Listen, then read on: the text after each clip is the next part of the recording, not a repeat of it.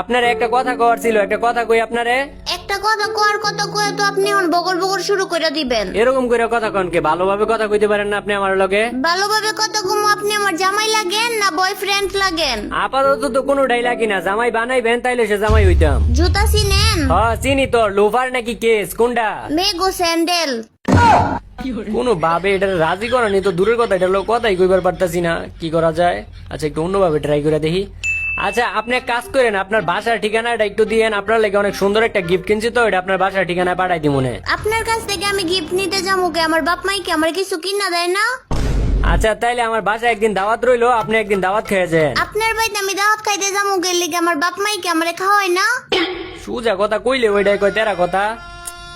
আচ্ছা তাইলে এক কাজ করেন, আপনার বাসায় একদিন আমার দাওয়াত দেন। আপনার বাপ মাই কি আপনার বাসায় খাওয়ান দেয় না? মানুষের বাসায় দাওয়াত খাইতে চান?